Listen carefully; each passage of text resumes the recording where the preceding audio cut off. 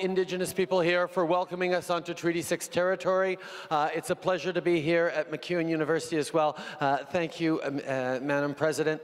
And thank you all for coming out tonight. This is one of the fundamental elements of democracy, dialogue between citizens and the folks they've elected to serve them. And that is something that, quite frankly, doesn't happen often enough. All too often in our democracy, we spend our times shouting and not listening at each other. Thank you for helping me with that demonstration. And the essence of democracy is actually not speaking at each other, it's listening to each other and learning from each other, because we are, particularly here in Edmonton, particularly here in Canada, in a diverse society. And that means not only people have a multitude of backgrounds and stories and perspectives, but they have opinions that are different from one end of the spectrum to the other. And how we build more resilient, better societies is based on how well we understand each other. We can't understand each other unless we're actually talking and listening to each other. So I've been sort of seeing how these town halls go, and invariably as I go around taking questions, someone gets up and starts shouting out questions about something they're particularly outraged about. That's probably going to happen tonight. So I'm going to put in a request when it does happen. The request I have is of the people who get up to shout. All I ask, very simply, is that once you've said your piece and interrupted and bothered everyone, please stay. Please stick around and stay for the whole town hall, because part of expressing yourself is also listening to others express themselves. And ideally, nobody will be interrupting this time, and we'll all be able to hear everyone's asking all the questions and hear the answers. But if you do feel like you absolutely have to get your point out, please make sure you're also listening and respecting the folks who've come out here tonight to be part of this. So thank you very much.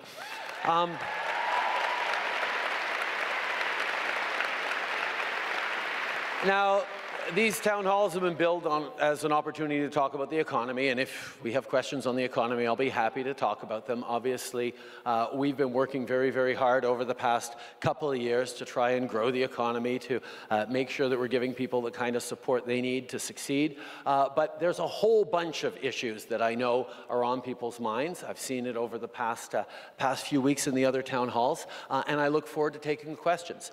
One thing that we've done that's different from previous years is this year, actually, there is simultaneous translation for both official languages. Unfortunately, no Indigenous languages yet, but we will be able to take questions in either official language, and I will answer in English or in French as the question is asked. But, you know, there is simultaneous interpretation if that's necessary.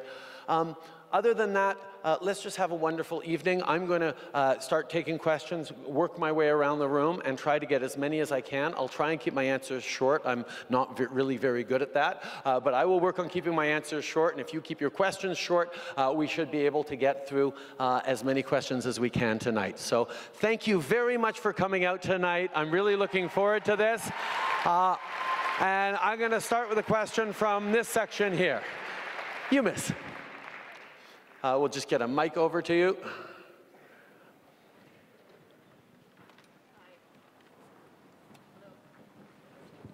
Try it again. It should be good. Just try it again. Hello?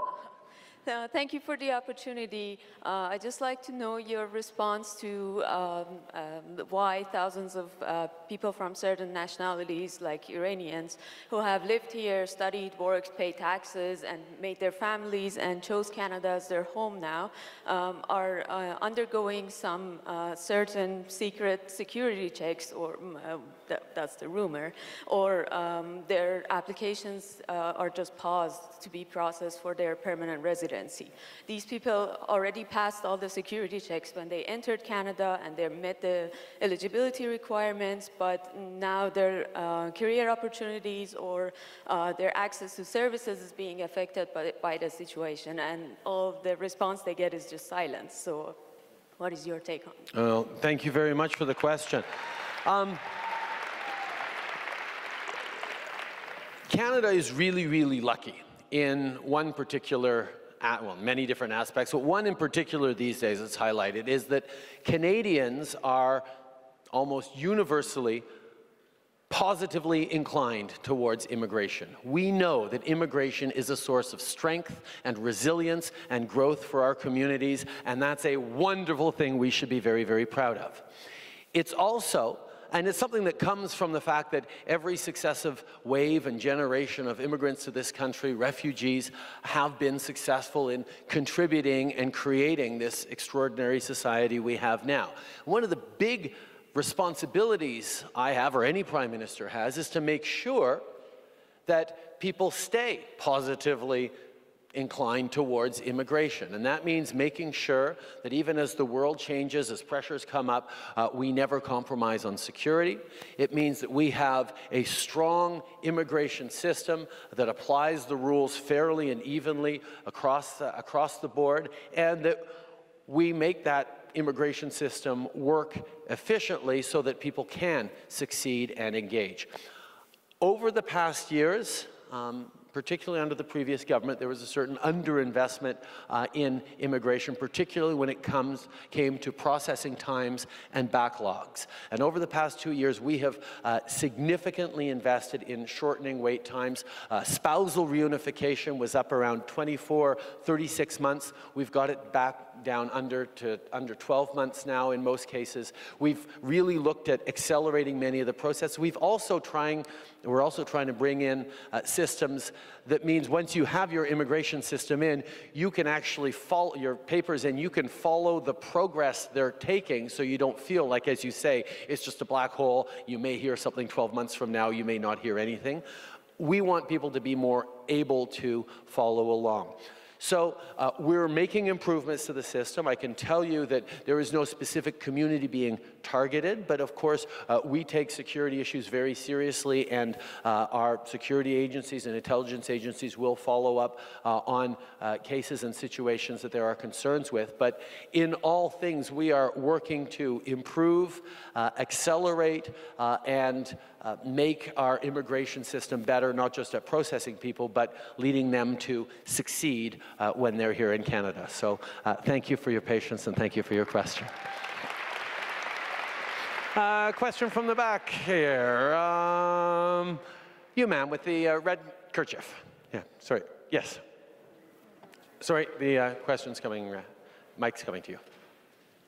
Thank you. My son, Danny, was 25 years old when he died in 2014. He's one of the thousands of Canadians who've died because of the opioid and drug use crisis we are having. Prime Minister, we need more action from your government on this issue. We need you to show leadership. We need a national initiative that really addresses this crisis in a way that people who need help can get the help. We also need to look at decriminalization of the possession of substances, because too many people use and die alone, like our son Danny has. And we need to prevent this. So can you commit to a national strategy and a significant investment that is equal to what was spent to H1N1, for example, on a per patient, per person basis? And will you commit to exploring decriminalization as one way to make sure that we see substance use as a health issue, it is not a criminal matter? Thank you, Prime Minister. Thank you.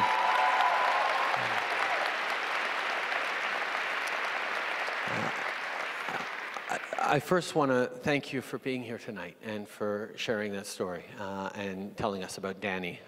My mom, in the years following my little brother's death at 23 years old, I know how difficult it can be, and her finding reasons to talk about it and engage with it and look for learning opportunities through that was a huge part of her healing process, and I commend you for your courage and can't imagine what you're going through. The reality is the opioid epidemic is one that we are all extremely concerned about and taken up with. I personally have been on ride-alongs with police officers. I've been in treatment centers and in harm reduction centers, and I've spent a lot of time talking with frontline workers. And I've heard a number of calls for there needs to be a national emergency plan. But when you actually dig down to it, the actual tangible impacts, many of them, most of them happen at the community level where the federal government doesn't have a huge amount to directly play. We have at the federal level worked a lot with provinces, with municipalities on creating safe consumption sites, on approving them, on moving faster on them. We've moved to limit and get better controls on the import of things like fentanyl and carfentanil, and looking at pill presses and working with international partners to try and reduce the flow of opioids. We've worked on the medical side to make sure that both the prescription guidelines for doctors, but also the accessibility of and the ability to get synthetic opioids and treatment processes that are going to actually help people who are suffering. We're working with the provinces to make sure that there is money invested in the kinds of treatments we have. We are very much aware of and engage with the problem in almost every different way we can. We've put millions upon millions of dollars to the provinces, to local communities, but it's still not enough. There are still far too many people in communities, and not just the folks who are already so vulnerable because they're living in the streets or living with addiction, but people in communities that otherwise don't seem to be affected by problems of addiction and pain and opioid overdoses are beginning to get more and more impacted. This is something that we have regular updates on. The federal government has convened a number of meetings with all different orders of government and is moving forward in a lot of ways, but I've even talked about it with the President of the United States because we have similar challenges on this. There are lots of things we're trying to do, but as you've said, there is much more to do, and we are committed to doing more on that as well. So thank you very much. Oh, on the decriminalization, we are not moving forward on decriminalizing anything other than marijuana at this point. It's not part of the plan. There are many steps we can and have taken about making synthetic opioids more accessible, on not criminalizing more than necessary or more than happens no, not focusing on criminalizing, but focusing on treatment and harm reduction and support. But decriminalizing harder drugs is not a step that Canada is looking at taking at this point. Question from the back center. You in the burgundy t-shirt there. Yes, stand up. Yep, no, right behind you. Sorry, a woman in the purplish t-shirt. There you go.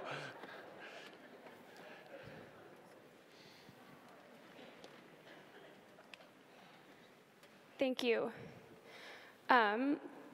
Over 100 MPs and senators have asked for Budget 2018 to include a historic investment of $1.4 billion in parks and protected areas in order to conserve Canadian biodiversity and so that we can meet our international commitments to the UN Convention on Biological Diversity, as well as Canada's pathway to Target 1. Can we expect to see this support for the protection of our national heritage this year in the budget? Thank you very much for your question. This is, it's something that matters deeply to me, matters to a lot of Canadians. I spent a lot of years as an environmental activist and advocate working in some of our nature reserves and parks. And yes, we are certainly looking at meeting our international targets. We're in the process of figuring out what's in the budget, and we can't talk about what's in the budget concretely until actual budget day, but rest assured we have heard the very clear calls, not just from MPs, but from Canadians, from our international partners, that we need to meet our targets on marine protected areas, on land protected areas. We have a lot of work to do. We've made significant progress, but we will be significantly moving forward on protections for our land and our waters. Thank you for your question. Question over here. You in the red cap.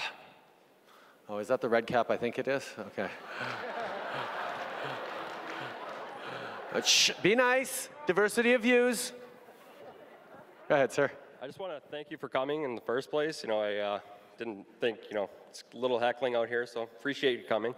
I just want to know how your stance on ISIS is going to help Canadians in any way. I need to know how you're going to protect future Canadians, like my young daughter, and 10, 15, 20 years from now, when you're letting people in with an ideology that just does not conform to what we're doing here. So, I'd really like to know what your take on things. Absolutely. No, I think that's gives me an opportunity to talk about first of all, the fact that one of the reasons Canada is successful as a country is because we have been open to people fleeing persecution, fleeing war zones, looking for a better life for themselves and their kids. That's been the story of this country from the time the first European settlers came to be received by Indigenous people. People were fleeing conflict, poverty, difficult situations, and came to Canada to build a better life for themselves. And successive waves of people have in every different time, and every different wave. And when we welcomed in waves of refugees, whether it was the Ismaili refugees in the early 70s, whether it was the Vietnamese boat people in the early 80s, whether it was people fleeing the devastation of the Second World War from Southern Europe in the 50s and 60s, the Italian communities, the Greek communities, the Portuguese communities, and others, our country is so much the better for it. And there is a sense at one point that, okay, maybe now that's enough. Maybe we have just about all the diversity we can handle and we shouldn't have any more. Well, I can tell you, when Italian families settled in Montreal in the post-war years, they faced terrible discrimination and people who pushed back at them and said, no, no, no, you don't belong here, you don't speak English or French. Every wave of immigration has faced pushback because of how they dressed or how they sounded or what their belief was, what their religion was. And every wave of immigration has led to Canada being a better, stronger, more resilient, richer country. And that, I know, is not changing. When we welcome 40,000 Syrian refugees fleeing war-torn areas, looking for a better life, it wasn't my idea. It wasn't my choice to do that. I didn't bring them over. Canadians brought them over. People opened up their homes. Cities like Edmonton showed themselves to be tremendously generous. Provinces stepped up. Community groups, church groups stepped up. There was a welcoming of people because there was a recognition that, yes, these people were fleeing ISIS, trying to get away from terrorism, trying to build a better life for their kids. And that is the story of this country. Obviously, as an open and safe country, we have to make sure that we are taking security very seriously. And the security checks that were gone through before people came here, the way they are followed up on, if necessary in certain cases, the way we ensure that we are keeping our communities safe happens not through building walls or thickening borders, metaphorically. It happens through engaging and giving people pathways to success. It comes through integration and language training and skills training. It comes through our wonderful high schools and public education that allows for kids of all different backgrounds to learn from each other, to grow together, and to work together to build stronger communities. That has been the story of Canada, and it is not one that is in contrast with creating a safer community for your daughter, for our neighbors, for anyone. The safety actually comes through having communities that are resilient and diverse and that talk to each other and understand each other and look out for each other and are welcoming towards each other. That is how you build a stronger, more successful society, and that is something that I know because I have seen it generation after generation all across Canada. So thank you very much for your question. Thank you.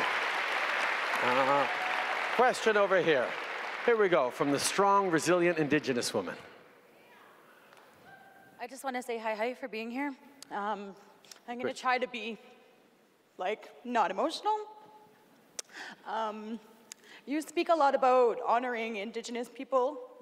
You speak a lot about our communities, but we have the media continuing to vilify us. We are pathologized. Racism is alive and real right now in Canada, and it is happening to Tina Fontaine's family. It is happening to Colton Boushie's family, and there's a name that you don't know, but his name is Edward Bone, and he was my best friend, and he was murdered, and nothing was ever done.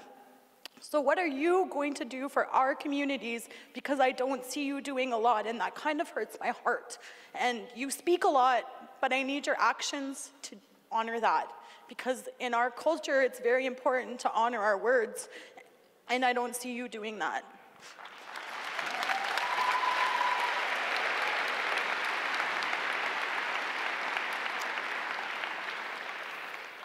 The situation in which far too many Indigenous people, First Nations, Métis Nation, Inuit peoples in this country live is unacceptable.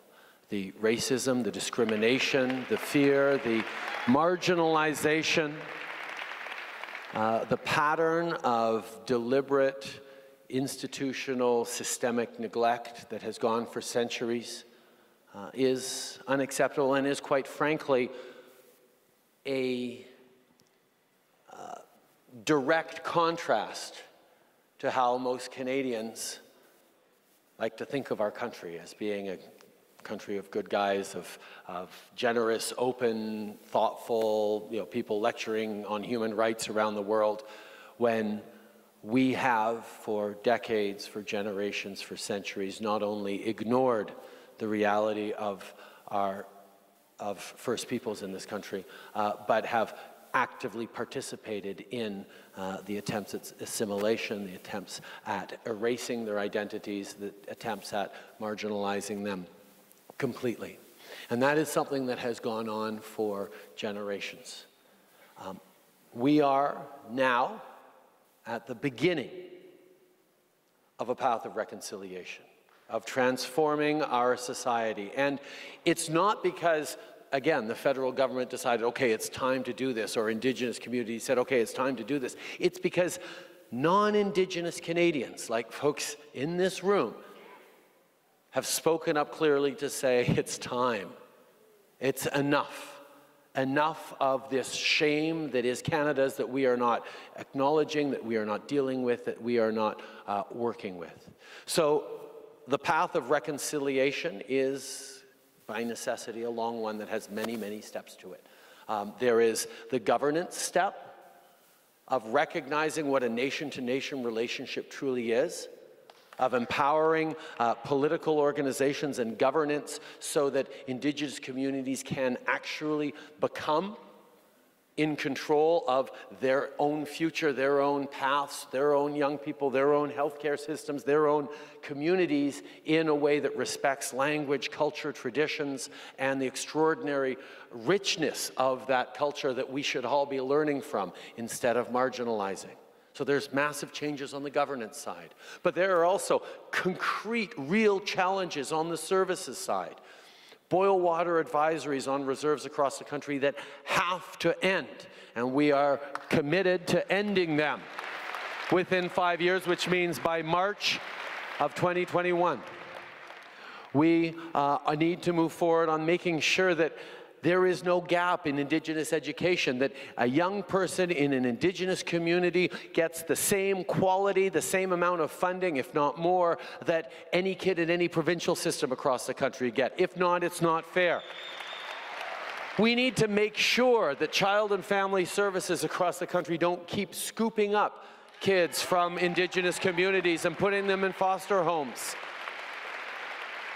And that is something we need to do together. Because no matter how well-meaning the solutions might be from this particular iteration of Ottawa, the solutions can't come from Ottawa or be of Ottawa. They have to come from the Indigenous communities themselves. But the challenge there is, that there is a huge variance and a variety of perspectives, of paths, and of places along the healing journey. There are communities that were so completely devastated by residential schools, by economic marginalization, by remoteness, that to say, okay, you can now take over your school system is daunting and more than they can take on at this particular moment. So what we have to do as a federal government, as a society, is accompany and empower in respect, with patience, but impatience at the same time to get there. To move the dials not quickly overnight, although as many as we can to make a difference positively in someone's life from one day to the next we can, but understand that it is going to be a pathway of incremental change that will outlast certainly this government and probably the next few governments as well as a challenge. But I can tell you, we are on that journey. We are on that journey together. And I can point at a number of concrete achievements, thousands of kids who started the last school year in new schools, boil water advisories that have been ended that won't sort of reappear a year or two from now because the investments in infrastructure have laid the groundwork for ongoing clean drinking water. These things we are doing to last, to transform the relationship, and yes, it's a process that is still difficult and slow, but it is a process that we are undertaking and we are undertaking together. Thank you. Thank you for your question. You, sir. Yes. Yeah, sorry, we'll get the mic to you. No, him in the front, sorry. Him in the front.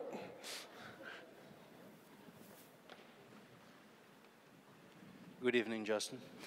I was born in Lac-Mégantic, Quebec, where the train derailment happened here, 47 dead. Here in Alberta, there's hundreds of thousands of people not working, right, because we can't expedite the pipeline. It's always a stall one place or another. But you're allowed to buy all this oil from Venezuela and the US to transport oil to from the Bucking Field to Irving Oil, killing 47 people. Why can't we build pipeline from here? Use our own resort, our own people, put people to work. When is this gonna happen?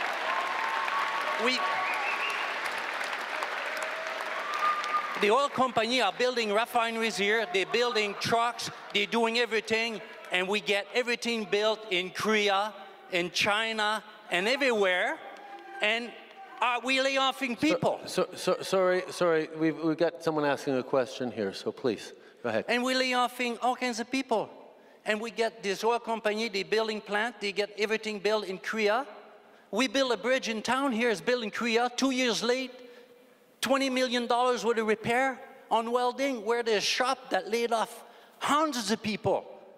And nothing's done about it, and you're bringing more people, I'm okay with that, but what you going to do to find work for those people? Merci. Merci pour ta question. Thank you very much for your question. And you're getting at one of the heart of the challenges that we have as a society, as a world. How to move forward responsibly in ways that creates jobs for people while protecting the environment, while ensuring better outcomes for future generations, and getting that balance right is absolutely essential. So you mentioned the Energy East pipeline. The Energy East pipeline was one that the proponent, who had two pipelines, both the Energy East pipeline and the Keystone XL pipeline, had to make a decision on it. Now, the Energy East pipeline was proposed at a time when oil was up around $100 a barrel, and there were no pipelines getting approved to get our oil to new markets. There was a strong business case for the Energy East pipeline at $100 oils with no other pipelines. And suddenly, when The Kinder Morgan pipeline was approved, yes, approved, and the Keystone XL pipeline got resuscitated and is back on the table. The business case for the Energy East pipeline, according to the company, disappeared, so they decided not to move forward with that. But let's take a step back, because there's lots of questions about pipelines, and that's, I think, goes to the heart of how we grow the economy and protect the environment together. And that question of national interest and provincial interest is one that's in the news very much these days. So let me be fairly straightforward about it. It is the job of the federal government to decide what's in the national interest. And when it comes to energy and pipelines, the natural interest, and when it comes to just about anything, the natural interest is to make sure that the environment and the economy go together. There's people out there who would make you believe that there's a choice to be made. It's either the economy or the environment. But Canadians know that they both have to go together. They both have to, you have to do a strong environment and a strong economy at the same time. So when it comes to pipelines, what is the national interest? Well, there's three parts to it. The first one is we need to get our resources safely and securely to new markets. The fact that we are trapped in the North American or American market with the differential of about $20, $25 is causing huge strain on the Albertan economy and on the Canadian economy. We need to get our resources safely and securely to new markets, and that means the Kinder Morgan pipeline. The second element of it is that if we're going to move forward, we need to have a world-class plan to protect our oceans. We need an oceans protection plan that makes sure that the BC coast and the Atlantic coast are properly protected. That means billions of dollars in investment in search and rescue, in new equipment, in marine protection as we move forward.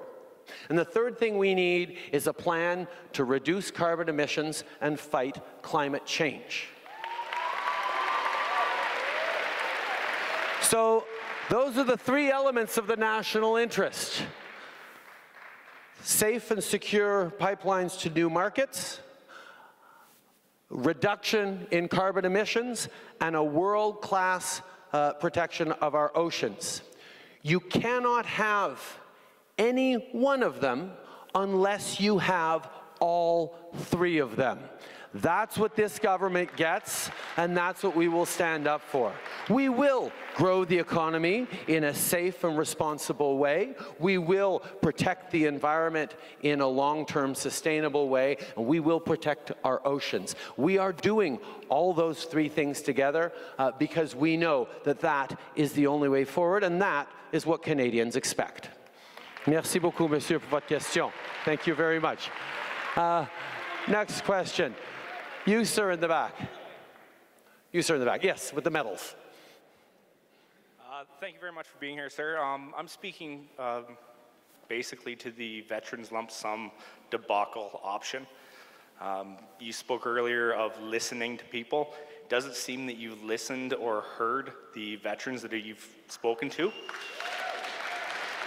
The lump sum option, the lifelong pension option, doesn't actually do much for a majority of veterans. You have a lot of us sitting out in the cold. With the suicide rates going up, a lot of people are hinging on waiting on the fulfillment of your promise, but it's lackluster at best. What are you going to do to fix it? How are you going to make it right? No, thank you.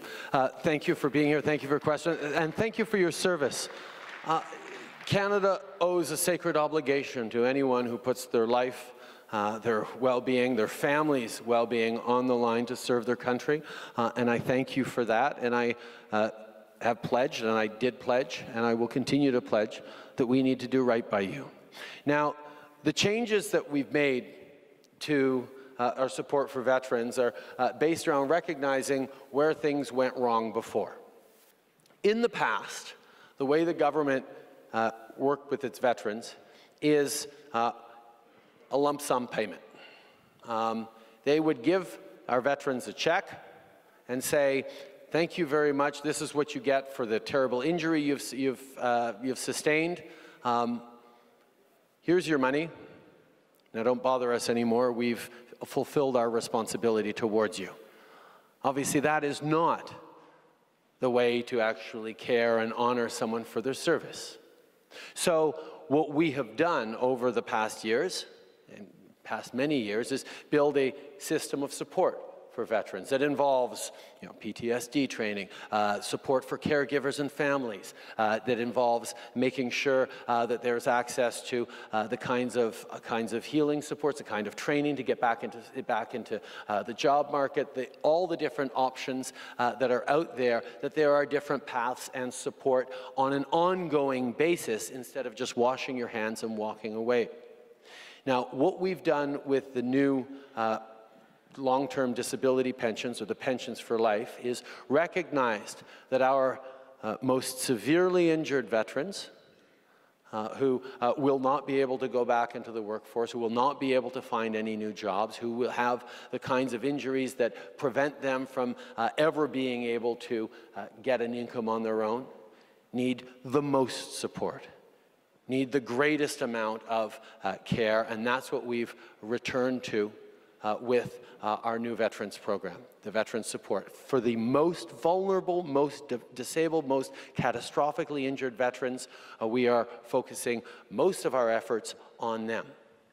On the ones who are less injured, who might be able to get back into the workforce, we've provided, yes, some money, but also ensuring that we are investing in the kinds of programs that are going to allow them to train, to get back into the workforce, to be able to support their families, to be able to continue to contribute, to serve their communities in ways that are more relevant and more their choice than not being able to do anything. It's not a perfect system. We're always going to have to make choices around who we support, and the decision we took was to make sure that the ones who are most catastrophically injured and disabled for life get the most support, and the services and the support for everyone else is better than it has ever been before, but there's always more listening to do and more respect to give. So thank you very much for bringing that up, sir. Thank you. Thank you. I'm coming around. I'm coming around, sir. If you behave, I'll come to you, sir. Yes. Someone. Okay. Another question. Yes. No, sorry. Right there. Right behind you. I wrote some stuff down. All right. So obviously, I'm also in medals here as well, Mr. Prime Minister. So it's a similar topic as well. Thank you for your service. Thank you. I'm just going to step over here if that's okay.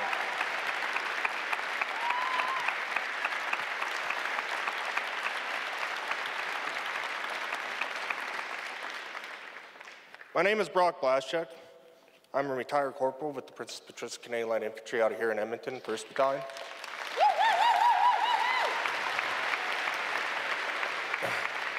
I served in the Canadian Armed Forces for 7 years.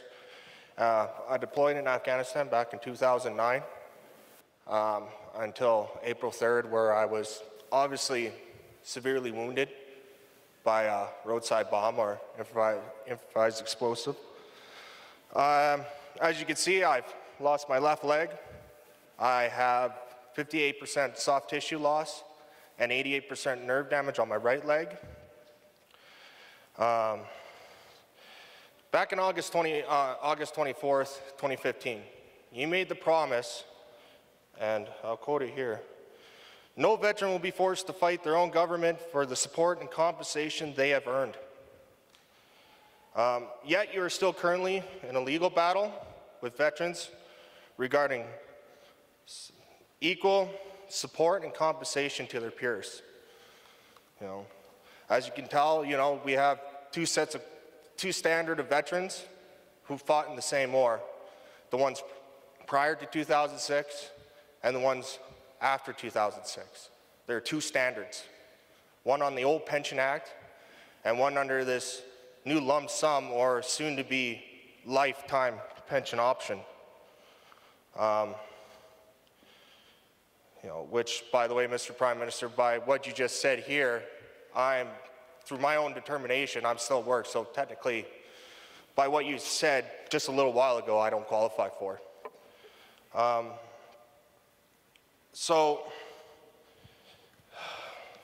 Sorry. Oh, so take my your time. question is... Thank you. Thank you for being here. Thank you for your courage. So my question is to you, Mr. Prime Minister, what veterans were you talking about? Because you have ISIL or ISIS members coming into a reintegration program. You did a backdoor deal with Omar Khadr with not even stepping into the courtroom. So again, my question is, what veterans were you talking about? Was it the ones that fought for the freedoms and values that you so proudly boast about, or was it the ones who fought against? Because honestly, Mr. Prime Minister, I was prepared to be injured in the line of duty when I joined the military. Nobody forced me to join the military. I was prepared to be killed in action. What I wasn't prepared for, Mr. Prime Minister, is Canada turning its back on me.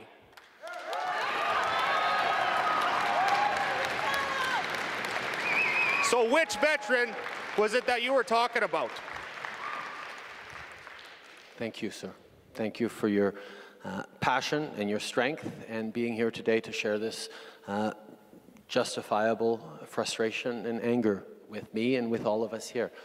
Thank you for having the courage to stand here, and thank you for listening to my answer. On a couple of elements you brought up. First of all, why are we still fighting against certain veterans groups in court? Because they are asking for more than we are able to give right now. They are asking for more than we... Well, no, hang on. You're asking for honest answers. The old Veterans Charter involved lump sum payments and very little in the way of services.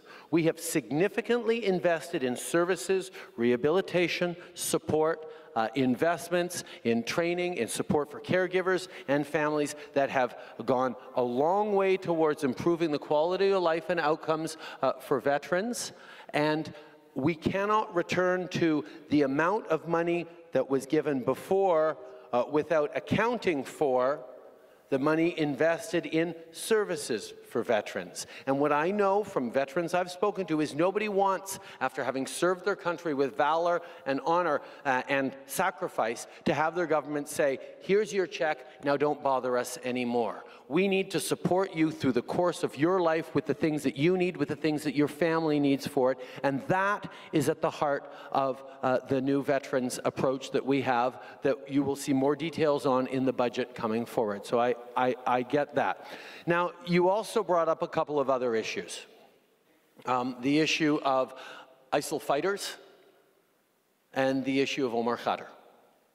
And if you like, I'll address both of those. Thank you.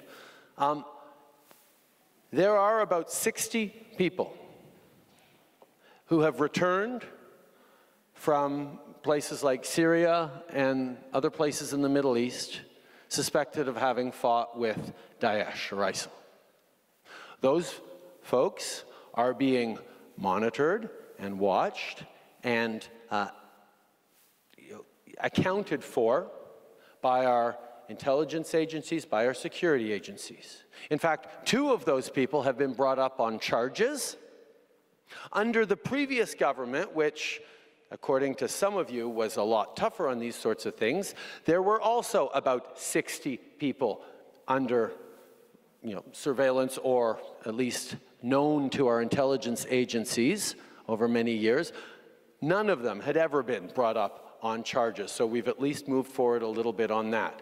But at no point are we ever compromising our security or the strength of our communities with Canadians who are returning from overseas. We are doing what we need to do to keep all Canadians safe.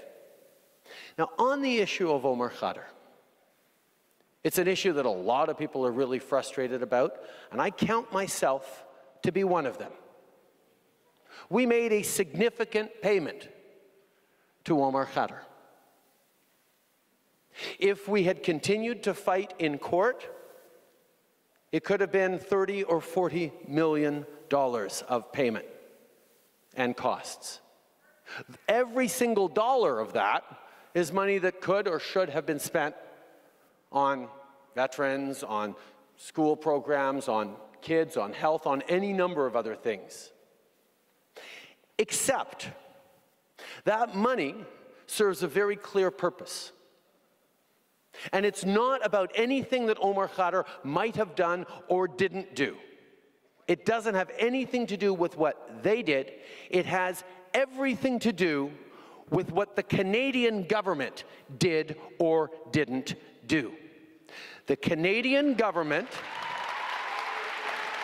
previous governments, were complicit in the violation of Omar Khadr's fundamental charter rights as a Canadian.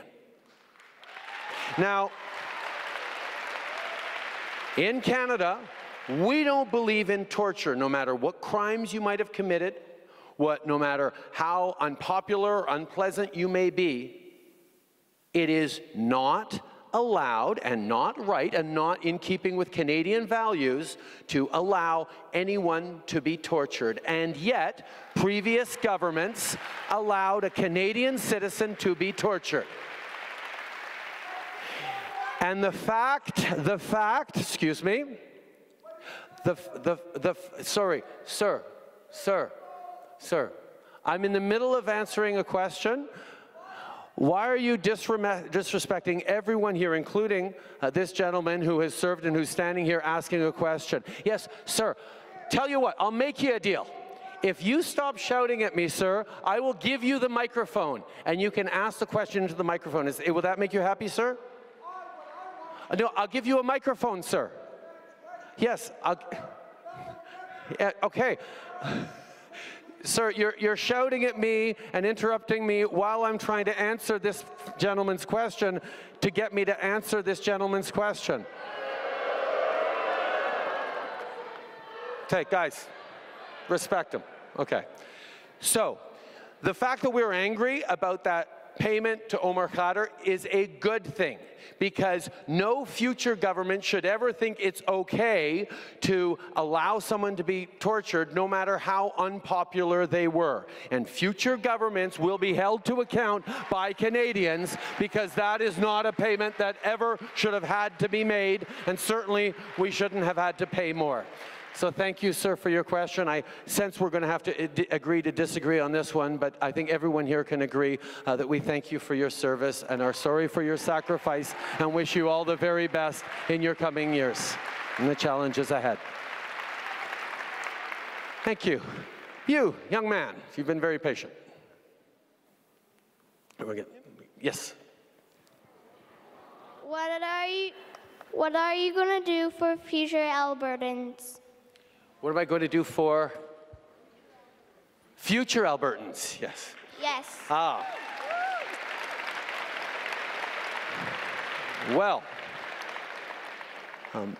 what we're going to do for future Albertans is make sure you grow up in a country where you have every opportunity in the world to be as successful as you could possibly be, to make sure that you're going to good schools, make sure that you are, your family has the support it needs to give you the tools you need to succeed. We've done it concretely by lowering taxes for the middle class, raising them on the wealthiest 1%, by delivering a Canada Child benefit that actually right here in Edmonton goes to 187,000 kids, which is $63 million right here in Edmonton in a giving year. And that makes a huge difference in people's lives. We're going to make sure that you grow up in a world that is filled with both good jobs and opportunities, but also a protected environment and clean air and running water. A world in which respect for each other of all different backgrounds and colors and creeds is an integral part of your life. And a place where you feel empowered to have a voice, to speak up, to challenge your leaders, to shape the world around you, and to know that you can be deeply relevant to the world that you are going to be part of. Here in Alberta, that comes with working hand in hand with the Albertan government, with the municipal governments, making sure that we're serving you with the kinds of opportunities and infrastructure and investments that are going to help. That comes with making sure that we are growing the economy. Alberta's been through some very tough years recently. And for a long time before that, Alberta was driving and supporting so much of the Canadian economy. That when Alberta fell on difficult times, the rest of Canada stepped up to be there because Alberta's success matters. Yes, we did more support in EI, we did more support in investments. We are going to continue to stand there for each other because Canadians are there for each other in difficult times. And as the recovery is beginning to show here in Alberta, we're going to make sure that we get pipelines open to new markets like the Kinder Morgan pipeline. We're going to make sure that we're continuing to invest in innovation, research, and education like here at Grant MacEwan so that your future and everyone's future is going to be brighter here in Alberta and right across the country. Thank you very much. Okay, question from the back. You, sir, in the pink shirt. Yes, that's you. Yes, you in the t-shirt. Sorry, the pink t-shirt. Sorry. So I guess it's sort of a reddish one. I hadn't seen the really pink beside you. I thought it was red, but that's there we go. It's, I'm getting old. My eyes are going. I'll forgive you. It's a faded red. Well, my name is AJ, and I think that we live in a time that, or in Canada at least, that is more diverse than ever, but also more divided than ever. And I find that a lot of people are expressing their concerns in comment threads on social media, and I don't think that's necessarily the most effective way to make change. So my question is what you think is the most effective or most meaningful way to interact with our democracy in modern day?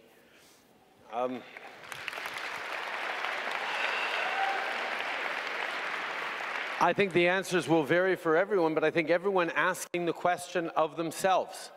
What is the best way I can be engaged in democracy or in my community or in public life or in the discussions that we have on how we create a better future? That's what we need to focus on. So whether it's getting involved by supporting local candidates or local political parties or federal MPs, taking an interest in a different level of order of politics, and becoming a volunteer, getting yourself engaged, or else stepping up in your community in civic action for NGOs, for community groups that you're motivated by. Maybe it's organizing something in your neighborhood or in your street around an issue that matters to you.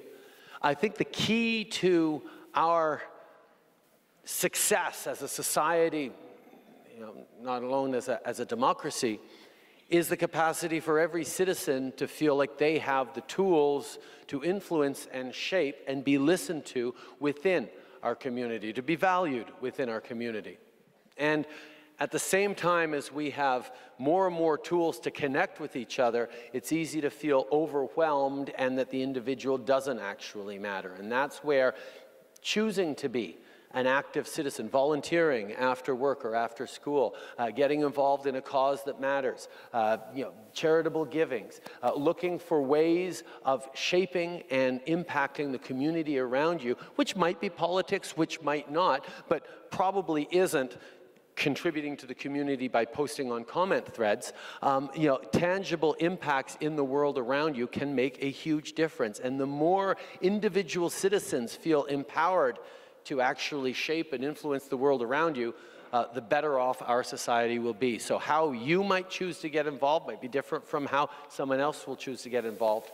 But look for the ways that fit with your passion, your strength, your interest, and realize that it's up to each and every one of us, each and every day, to shape the world that we're part of in a way that is consistent with what we want that world to be.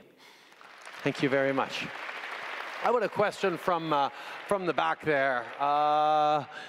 You, right beside the fellow in the t-shirt there. Yeah, in the gray shirt. Yes, yes, no, no, further down, right, yes, you right there. Yep, further down, long hair, yes, right beside you, yes, the young woman, there you are.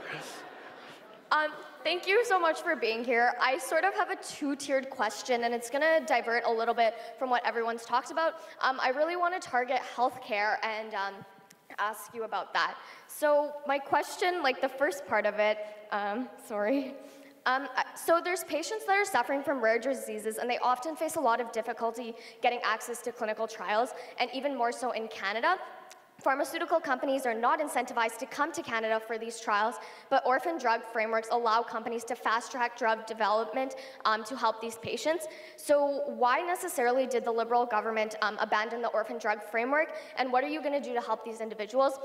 And my second part, I recognize that this also has to do with like provincial regulations and stuff, but I'd like to know that in a time where healthcare has become increasingly very diverse, and we do have a lot of issues, and we do lack a lot of doctors. What is the government going to do for international medical graduates who do have the ability to serve as doctors in this country, but lack the ability to actually get involved? My mother is an international medical graduate who has been struggling for the past 10 years and has been unable to practice one of her passions when she is just as capable as any other doctor I might go to. So what are you going to do to help these individuals and to get them the access that they need to be able to serve in Canada? And what are you going to do about the orphan drug framework and helping those citizens? Thank you very much.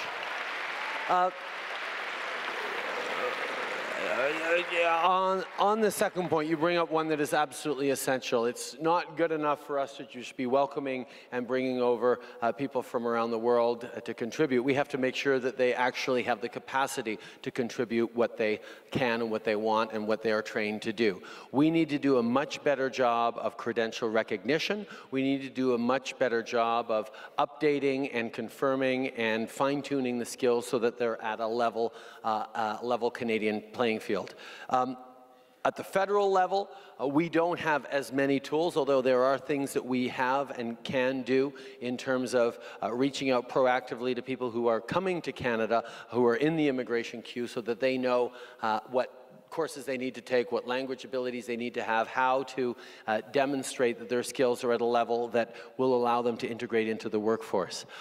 Although most of the issues come at the provincial level and the level of the colleges of medicine, the engineering boards, and the guilds of different professional orders, in terms of making sure that there is a process whereby your skills can be evaluated and topped up so you don't have to start over from nothing or from the level of a first-year medical student when you may have already done 6 or 7 years or 12 years of medical studies in a different part of the world. We have to make sure, however, that anyone who's practicing as a doctor or a medical professor in Canada, regardless of where they were trained, is at the same level, because you wouldn't want someone starting to say, well, no, I want a Canadian-trained doctor because they'll be better than someone trained elsewhere, or someone who looks like they might come from elsewhere. You don't want to have that creep into the system. So everyone has to be at the same level, but we need to do a much better job of getting people to know exactly what they need to do to get to that level or to demonstrate they're at that level,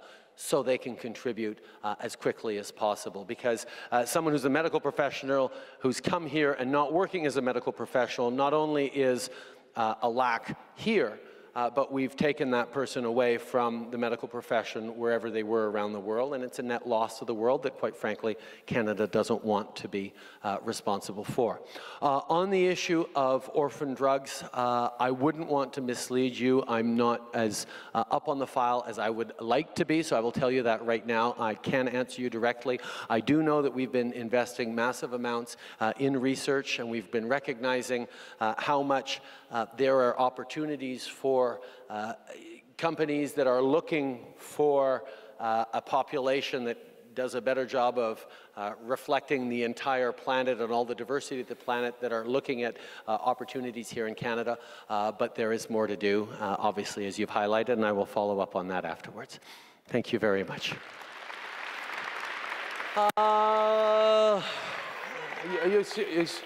Sorry?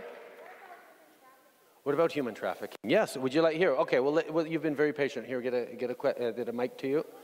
So there we go. It's a very It's a good great one, honor, too. Justin Trudeau, to talk to you. Mm-hmm. My name is Stacey Price. I'm a survivor of being human trafficked by the Alberta government and by the Edmonton, city of Edmonton.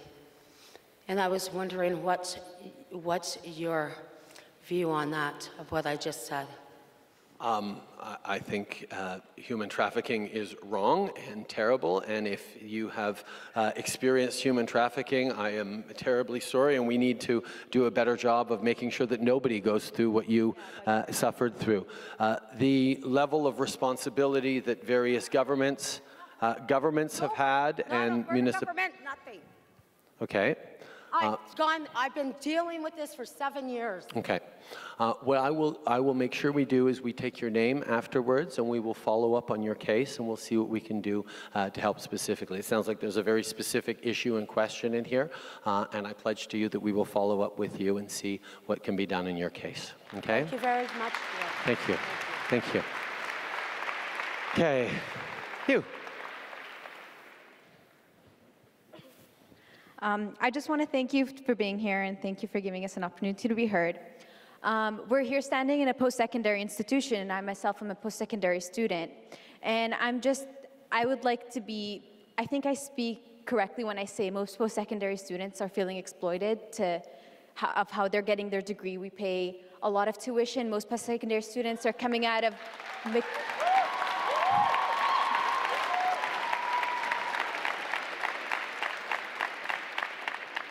They're coming out of universities, of colleges with a mountain of debt, and post-secondary is not a luxury anymore. It's something that you need to get a decent job and to have a successful career in this time and age. So I'm just wondering why that's not a topic of issue to discuss, or it's not even like important. No one is advocating for it. No one is saying, why aren't we making post-secondary more affordable, more accessible, or even free like other countries have done? And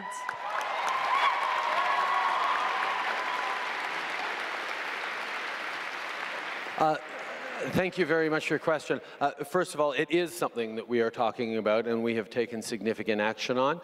Since we came into office, we actually increased upfront grants for middle and low-income students by 50%, and that's not money that you get as a tax credit later like the previous system was. It's actually upfront money that will help you pay tuition, rent, school books, all those kinds of things, because we know money up front, textbooks, money up front makes a significant difference. So yes, we've increased that by thousands of dollars for most lower and middle income students. On top of that, we've made it sure that you don't have to start repaying your student debt until you're making more than $25,000 a year, because it doesn't make any sense to start having someone pay it back until they have a good, stable job. But more than that, and I think your question went a little deeper than that, this reflection on is university, our colleges and universities, preparing us for the job market as it really is and as it's going to be in coming years? Or is there a gap between what the workplace actually needs and the jobs that are out there and the courses that people are taking in university? We need to make sure, and one of the ways that happens is more co-op programs, more work-integrated learning in a structured way that actually connects people in post-secondary educations with real jobs and real workforce and real work environments that allows them to continue to grow and learn and evolve in ways that are going to be developing skills that are actually useful in the job market now. At the same time, we have to know, as we look at the trend lines in the changing workforce and the changing workplace, we know that automation and AI and robotics and transformations related to technology are changing the nature of work, and that's where emphasizing more science, technology, engineering, and math, making sure that people have coding skills, whether you're going to be an engineer or a visual artist, a songwriter or a school teacher, you are going to need certain technological skills in a world that is increasingly driven by technology, by computers, by automation, and ensuring that people are getting those tools is also a really important piece of the path forward. So we've done a lot of work on preparing people for the skills of the future, not just students, but allowing for people who are in the workforce but realize that perhaps their career path or their job isn't super promising over the long term and they want to go back to school and retrain. We've created support so they can do that if they have a family, or if they can go on or if they want to go on EI while they do that, or completely go back to school. There is a broad range of facilitations that we have to help people get the education they're going to need. On the issue of tuition, anytime we look at government expenditures, we're making choices. I know nobody wants their taxes to go up, so we've got a limited amount of budget at the federal level, and we have to decide where to place that money. Some countries have decided to put that money into free tuition. I think the first thing we should be doing is making sure that people who find the greatest barriers, the greatest financial barriers to accessing education should get the most help. And people from well-off families who maybe can pay the tuition fees they have right now shouldn't be getting free tuition. We should really be focused on need rather than universally free tuition for everyone until we have enough money to be able to do that, but we don't have the economy that will allow for that at this point. We're always trying to make choices about what's responsible in healthcare, in education, in infrastructure, in public transit, in international development, and all the different priorities that any government is facing. But thank you very much for your question. Okay, question, where we go? Front row, you in the purple. Here you go, dark purple. Thank you, Trudeau. We are one, so she will speak on my behalf. Thank you. Okay. Okay. So, Mr. Trudeau, we thank you for coming to our city today and sharing the knowledge of what's going to happen in our country. Also, one thing that I wanted to give you thanks for is also how you have recently filled the seats of your cabinet with female leaders. Yes. Yes. So we believe that you've done this because you realize the ability and power that women actually possess. And the reason why women possess this kind of power is not because they're authoritative, but it's actually because they hold something called maternal love. And maternal love, scientifically known as mitochondria or oxytocin, is the necessity that sustains life in our global village.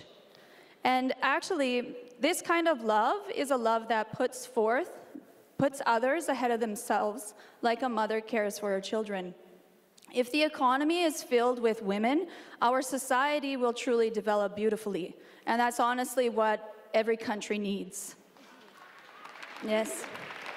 Until this moment in time, our world has not actually seen this kind of equality. So I give you thanks for allowing our nation to take part in this movement. It's very important.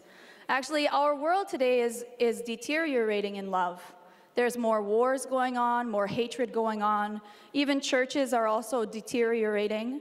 But I would just want to let you know one aspect. We are from actually the World Mission Society Church of God. And the reason why actually our church is different and is growing is because actually we have the female aspect of God, which is God the Mother, actually. The whole world only knows about God the Father, but in the Bible, there are two... hang on. Respect. Do you have a question? I do. I absolutely do. Okay. Actually, my question is about volunteering, okay? So the World Mission Society Church of God is truly growing and changing society through our volunteer work. We have received the Queen's Award in the UK. We have received the... I have a question. Question. Yes, we have received many awards throughout the whole world. However, unfortunately, in Canada, our volunteering as a charitable religious organization is extremely difficult. Extremely. That's why, in actuality, we cannot do free volunteering to help our neighbors in need as we truly desire. So that's why we came here today to ask you to also look into the policies that religious charitable organizations have in our legislation so that it can also be changed, because maternal love is the love that's going to change the future of mankind. So we'd like you to look into we like to say people kind, not necessarily mankind, because it's more inclusive. There we go, exactly. Yes, thank you. We can all learn from each other. Okay, charitable status, there is a fairly rigorous process. Sorry. I'm yes. very sorry. Oh, okay, I sorry. just had thought one the more question was about too, charitable that I must status. ask you. Yes. Also, we'd like to share the message about God the Mother with you sometime, because it's really the truth, and it's really amazing. Thank you. And it's something the world doesn't know. So yes, that's my questions. 2 questions. Please change the legislation so that we can volunteer freely. Okay. Yes. And also study the Bible with us. Thank you. That's still not a second question.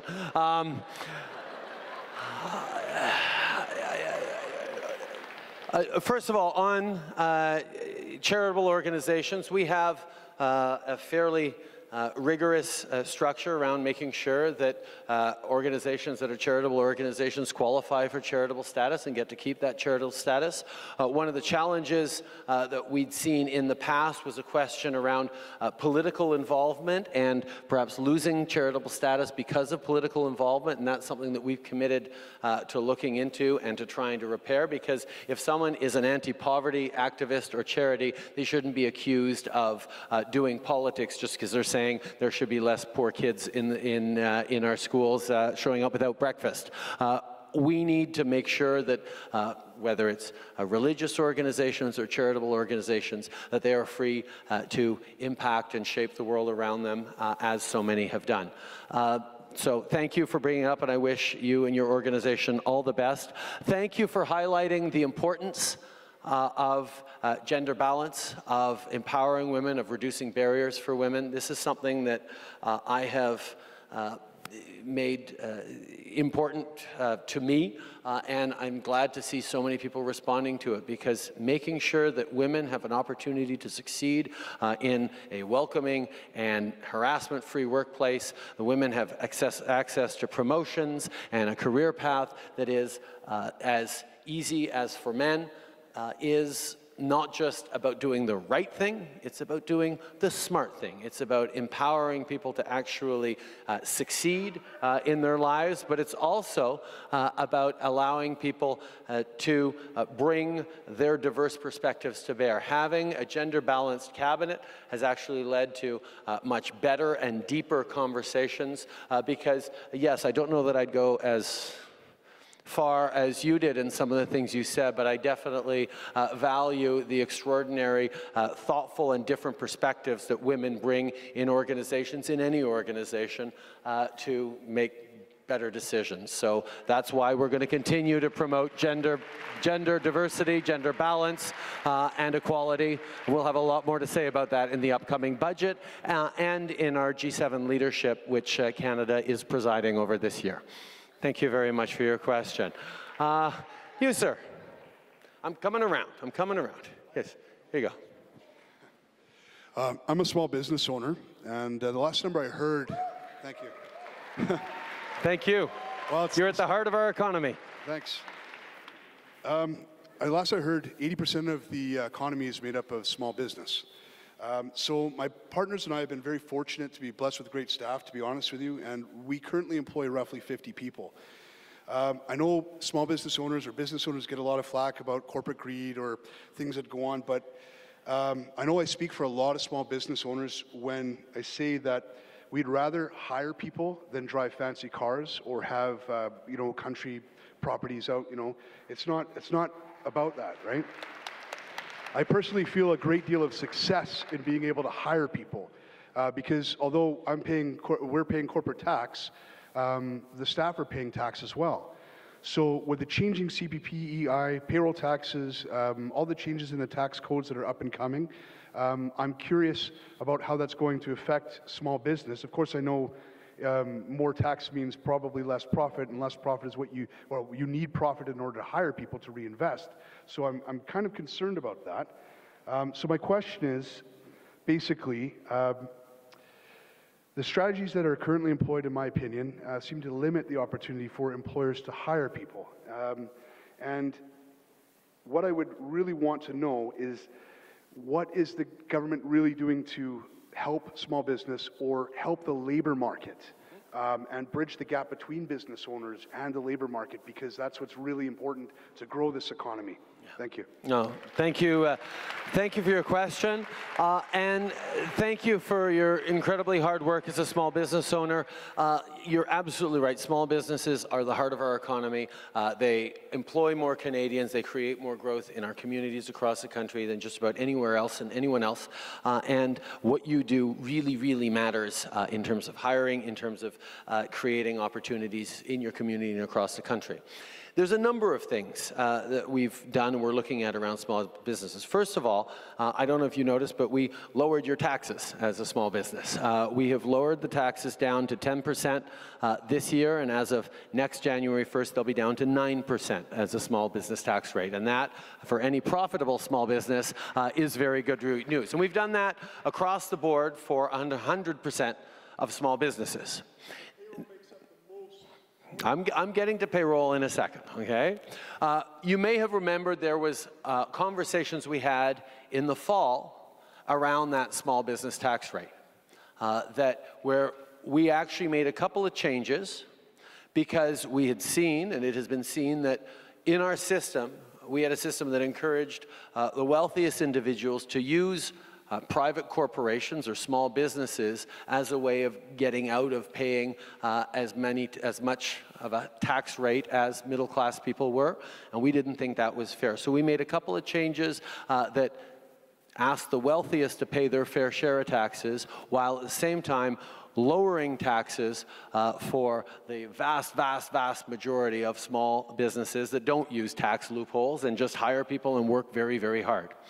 Now, the issue around payroll taxes is an important one. What we did actually the first year we came into office, was we strengthened the Canada Pension Plan. We enhanced it to ensure that so many people, when they work in small businesses, when they change jobs from one job to the next, don't necessarily have a pension there contributing to for their retirement. The era of starting in the mailroom and working your way up to vice president in one single company throughout the course of your life was a myth from the 50s and 60s and is no longer the reality. There's a lot more entrepreneurs, there's a lot more self-employed, there's a lot more people working in small businesses or shifting from job to job, and they don't necessarily have pensions that follow them. And one of the things that we have recognized is strengthening the Canada Pension Plan, contributions both by employees and employers, will make a significant difference in the retirement opportunities and the quality of life of young people today when they retire 20 or 30 years from now. That does involve slight extra costs, but at the same time, we've been able to invest in the economy, invest in infrastructure, invest in public transit, invest in housing, invest in growing the economy, putting more money in people's pockets so that the consumers of your small business, the customers, the clients, the people working in your small businesses will have more money in their pockets and a growing economy. So getting that balance right of making sure we're securing people's retirement while at the same time giving our small businesses more opportunity, which is also why our focus on trade these days, whether it was the CPTPP, whether it's what we're doing with NAFTA, whether it's looking at investing in better opportunities for small businesses in Canada to sell directly to the growing market of Chinese consumers, there are a lot of things we can do to ensure that small businesses don't just sell across the street anymore, but sell across the country and indeed around the world. This is all part of what we're working on, but it started with lowering your taxes on January 1st and continuing to lower them next year as well. Thank you very much. Okay. You, ma'am, in the back. Yes. Bring her a mic. Sorry, just let the mic show up. There we go. I want to know why government officials like yourself allow slave labor and theft from the physically and mentally challenged. They work hard, they become physically or mentally challenged, They go on AISH or social assistance, and before they can get assistance from this frickin' province, the federal government has told the provinces they can take their CPP disability. That's theft. You allow it. When trying to find accommodations, it's expensive for somebody that's in a wheelchair. It can be like $2,000 a month. It can be more expensive than finding a regular apartment. There are not enough units in this city and probably elsewhere that is subsidized for the disabled, and then there's the equipment they have to purchase. And why can't the spouses get paid? I spent 26 years taking care of my husband with no pay, no day off, 24 hours a day. I'm broke. I lost my home when he died. What are you gonna do about it? When are you gonna pay me back $35 million with interest and my husband's Canada pension disability? That's theft, that's slave labor, and it's a criminal act, and all MPs and MLAs can be taken to court for that money back. Thank you. We will take your information, ma'am, and we'll follow up on your specific case and see if there's anything we can do specifically for you. But you highlight a very, very real issue and a very real problem that Canadians living with disabilities and the folks who are their loved ones who support them are facing massive challenges, massive discrimination, massive barriers that other people don't even think about, and that's one of the reasons why we're moving forward with a National Accessibility Act. We are moving forward on ensuring that there are standards and measures in place that will prevent the kind of discrimination, the kind of unfair treatment that you seem to have faced, that far too many people living with disabilities have faced. We're a country that's supposed to be fair. We're a country that's supposed to give everyone a real and fair chance to succeed, and that's not something that is the case for Canadians living with disabilities. So that's why we're moving forward with accessibility legislation that will begin to transform the opportunities and create a better life for folks living with disabilities. Thank you for sharing your difficult story, and I look forward to making sure we follow up with you. Thank you. You, sir. Yes. Two things. So first, welcome to Edmonton. We don't often get the Prime Minister here. It's nice to have you. Thank you. I actually come back here fairly often, but it's always good to be here, and I could always come back more, I agree. These days, my beloved Habs are doing about as badly as your Edmonton Oilers, so we can commiserate together. It's a tough year for both of us, I know. Now for my question. Yes. So when is your government going to cease the witch hunt that has been done on Vice Admiral Mark Norman? Here is a man who has served his country faithfully and well for more than 30 years. He's been engaged in a witch hunt where he's been relieved of his duties while under investigation by the RCMP with little to no merit.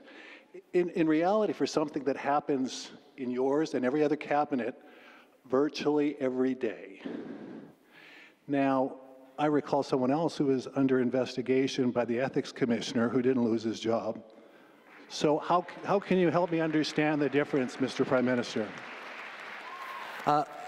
First of all, what you're talking about is the leaking of cabinet secrets that doesn't happen every day, and it's something that we have to take very, very seriously. Secrecy of confidential processes, of biddings, of procurement in government is extremely important. There are often millions and billions of dollars at stake, and cabinet secrecy and confidentiality is not something that we can ever take lightly. That's a general statement, not a specific statement about the case you bring up. On the issue of the case you brought up, which is very much underway in terms of investigation and inevitably court processes, I won't say much other than to say that I took the advice of our Chief of Defense Staff, on this particular case. I trust our public service in their capacity to make determinations about what actually needs to happen in cases like this.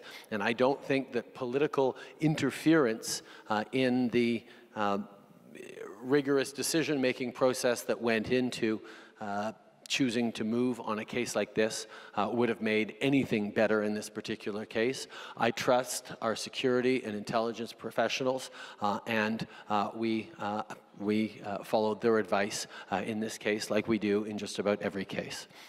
But thank you very much for bringing that up today, sir. You, sir. Coming around.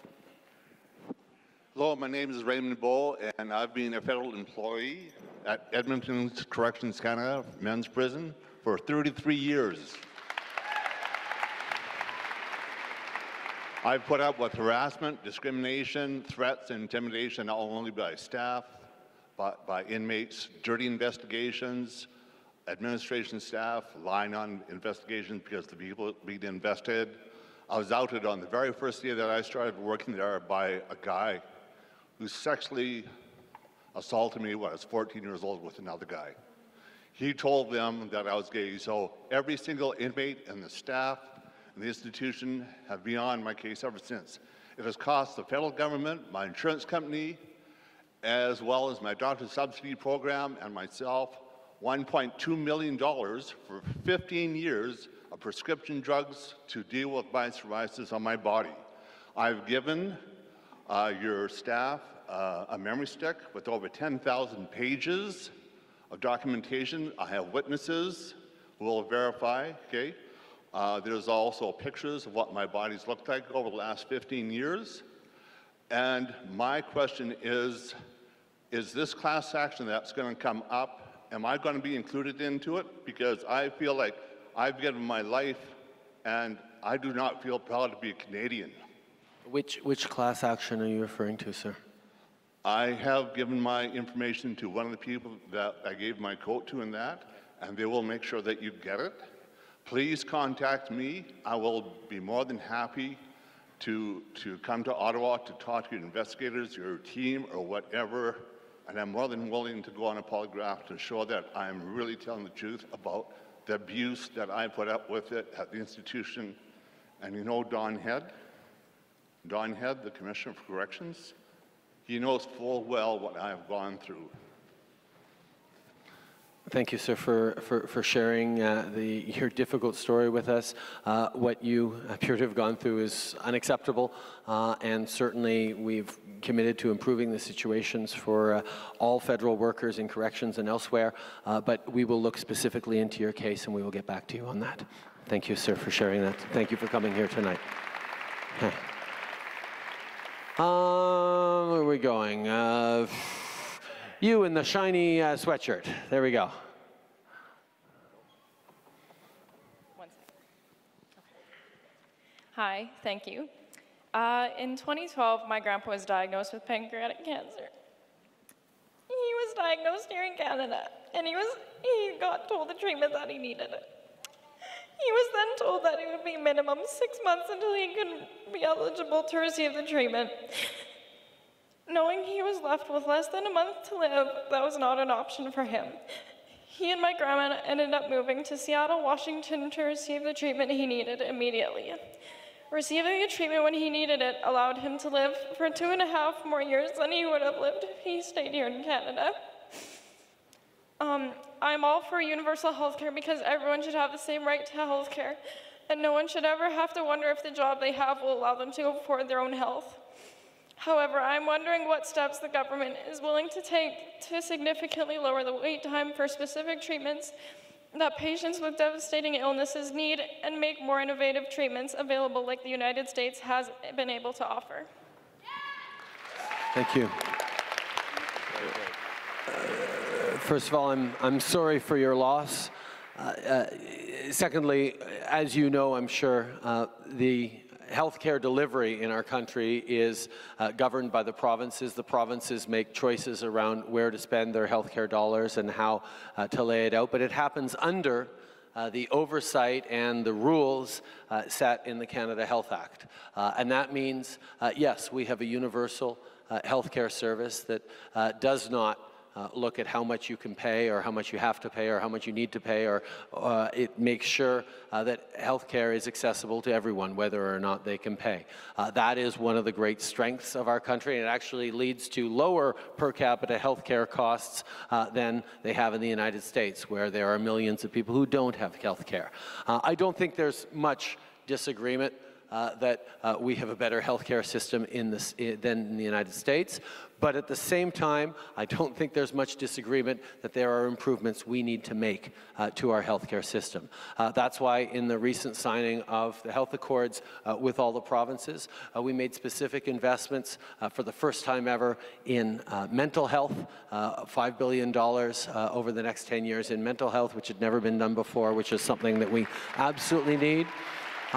And another $5 or $6 billion over 10 years in home care, because we know that seniors are looking for opportunities to age in dignity and be at home longer, and it's also less expensive on the system, and they get a better quality of life. And if families can get people to come in and help them out, it works better for everyone.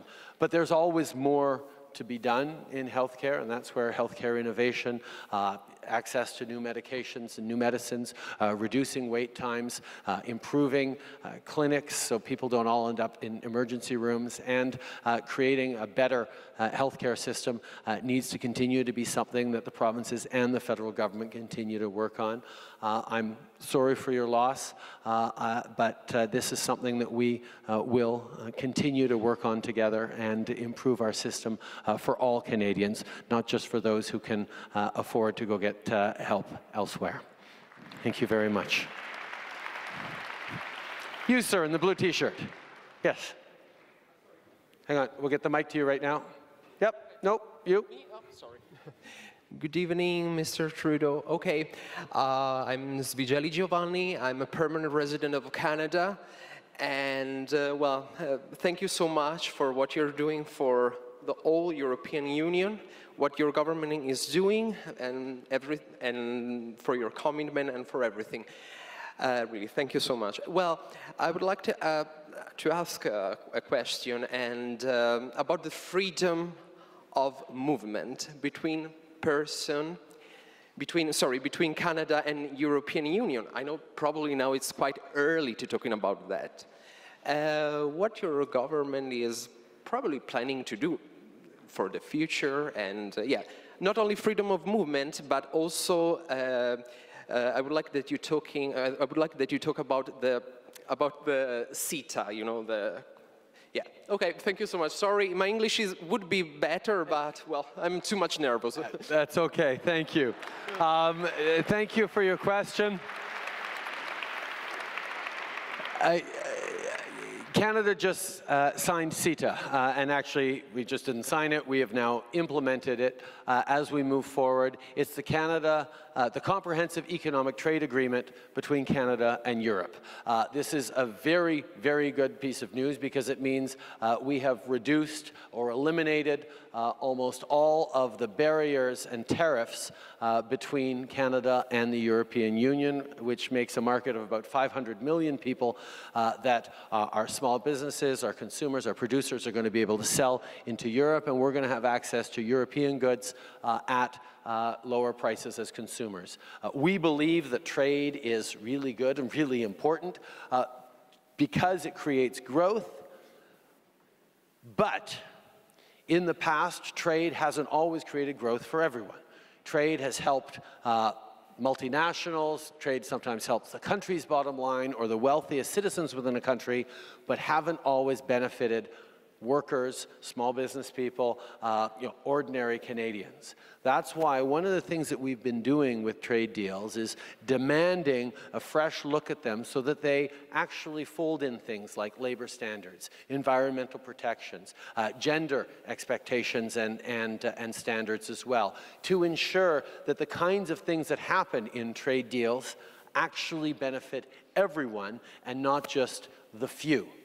And CETA was actually our first opportunity to do that as a government. When we came into government, CETA had been mostly negotiated by previous governments. It was started, a long time ago, 7 years before, and it had reached a point of being a little bit stalled. We weren't sure it was going to be able to move forward.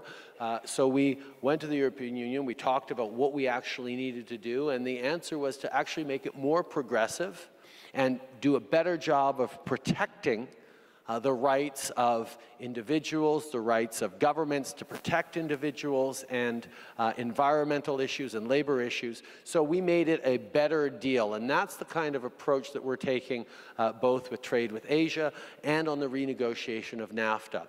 As to freedom of movement between Canada and the European Union, because we have a small body of water between Canada and the European Union in the Atlantic Ocean, I don't think there's going to be much of a push to do what has been done within the European Union, which is get rid of all internal barriers in the Shenzhen group.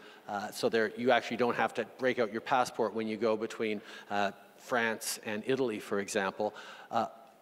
In Canada, we believe in the integrity of our borders, and we will continue to demand identification and passports anytime you come into Canada, even if you're on a direct flight from Rome, in your case. Thank you very much. And I think we have time for one last question. You, ma'am, with the lanyard there. Yes, right there. Nope, ma'am, sorry. Behind you. Yes, yes, you. Yes, the mic. Just down 2 steps and in. There we are.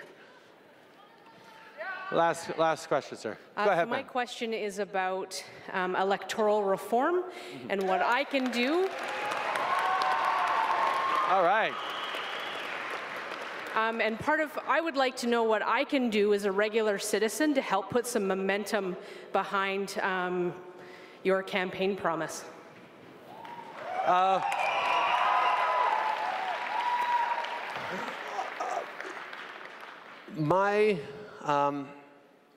It is my fundamental belief that we can improve our electoral system. I think we need to.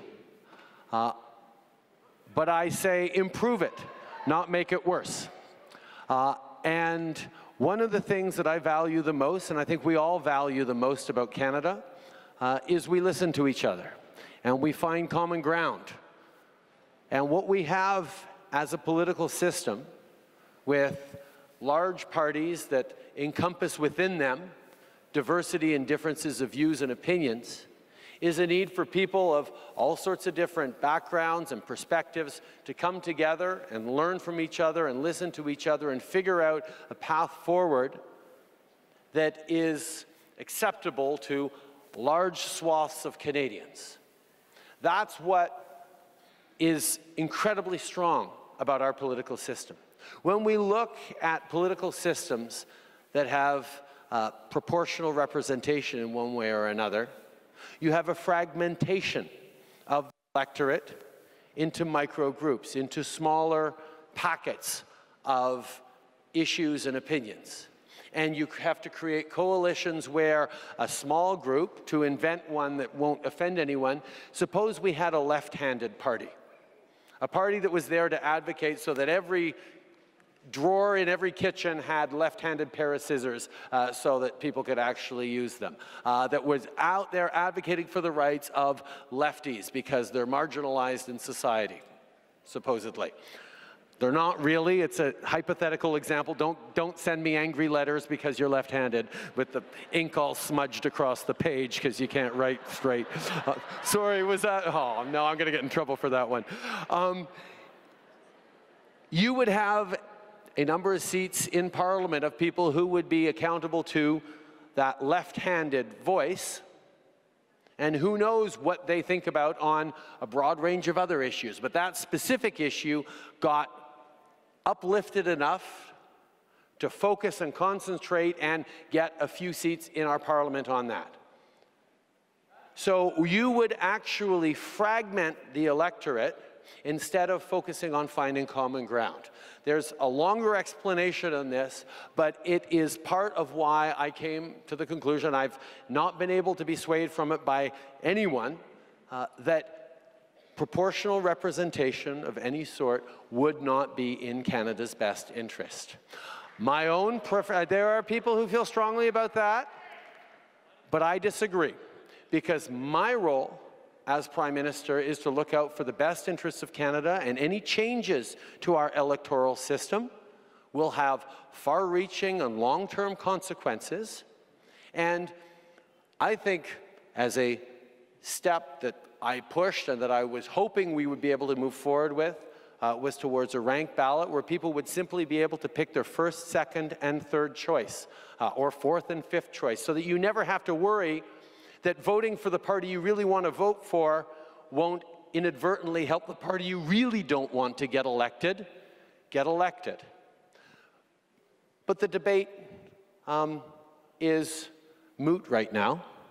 Because I made a difficult decision for me. I'm not going to get a lot of credit for it from anyone who feel passionately about it, but I felt that it's not worth it to walk down the path that could weaken Canada's democracy or go in the wrong direction just to keep an electoral promise. When it became clear to me that there was no path forward to improving our electoral system in a way that would benefit our country, I made the decision to step away from that promise, and I take responsibility for it. And we are going to focus on other things that matter to Canadians, not changing our electoral system at this particular point. So thank you very much for your question. Thank you all for coming out here tonight. Thank you for being part of this democratic discussion, this opportunity to hear, to learn from each other. I learned a lot of your priorities and the issues that matter to you. Merci beaucoup tout le monde. Have a wonderful evening, Edmonton. Thank you very much.